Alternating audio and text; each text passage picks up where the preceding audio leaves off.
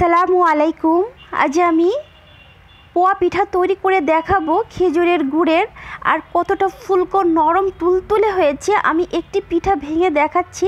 তো আমার তৈরি করতে যা যা লাগছে, এখানে আমি চাউলের গুঁড়া নিয়েছি 1 কাপ নেব ময়দা, আর দিব স্বাদ মতো লবণ দিয়ে এখানে আমি খেজুরের গুড়টা জাল করে ঠান্ডা করে নিয়েছি। এখন আমি হ্যান্ড উইক্স দিয়ে ভালো করে মিশিয়ে নিচ্ছি। নিয়ে এর মধ্যে গরম পানি আমি অ্যাড করে দেব অল্প অল্প করে। কুসুমের চেয়ে একটু গরম হবে এই পানিটা। অল্প অল্প করে সময় ধরে এই ব্যাটারটা আমি ভালো করে মিশিয়ে নিব।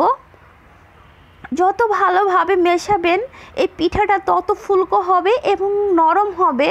আমি এইভাবে আবারও পানি অ্যাড করে দিয়ে আমি মিশিয়ে নিলাম হ্যান্ড উইক্স দিয়ে। আমি দেখাচ্ছি ব্যাটারটা কেমন ঘনত্ব হবে, এই যে এমন হবে। আর এদিকে আমি একটি কড়াইতে তেল গরম করে নিয়েছি, দিয়ে আমি ব্যাটারটা আমি নিয়ে নিলাম মেজারমেন্ট কাপ দিয়ে। দেখেন কতটা সুন্দর হয়েছে ফুলকো ফুলকো আমার এই পোয়া পিঠা।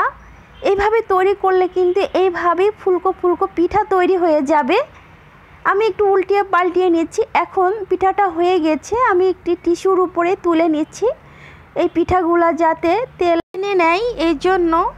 আর একটি পিঠা আমি আপনাদের দেখাচ্ছি ভেঙে যে কতটা পারফেক্ট হয়েছে আর সফট হয়েছে, নরম তুলতুলে।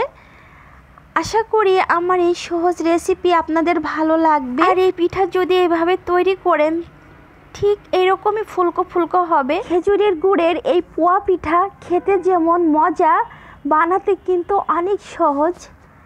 আশা করি আমার এই সহজ রেসিপি আপনাদের ভালো লেগেছে। আল্লাহ হাফেজ।